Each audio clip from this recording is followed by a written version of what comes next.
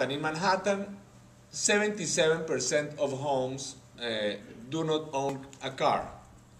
But if we really think about it, that in many of those who own a car, actually maybe one person goes by car and then the others actually take public transport or walk. So we could really say that 90% of the people in Manhattan do not use the car for their transportation. So, but it's possible that, so if Manhattan people or some people decide that they want to get rid of some parking and make bigger sidewalks or bicycle ways, then I hear then it is said, no, the people in Manhattan cannot make that decision because they have to take into consideration a broader perspective. They have to take into consideration the people in Queens and Staten Island and all those people who need to drive to Manhattan.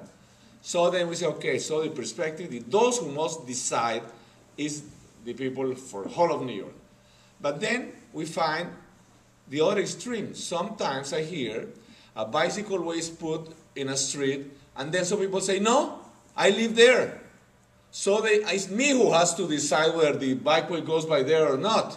You know? So it's very weird. I mean, but clearly, it's completely different perspectives, because on one side, the people who live in the street, very important people, they say, no, it's me who must decide. But on the other side, they say, not even Manhattanites have the right to say how to use their streets, because it has to be all of New York. I just like to say that the curious thing is that in both cases, is different. The completely opposite arguments are used in order to oppose giving space to bicycles. But one thing that we must decide finally is that who must decide? Must be a broad perspective, or is the street neighbors who decide? But at least it seems to me that when a very clear defined area such as Manhattan, 90% of the people do not use cars, it seems that pedestrian spaces should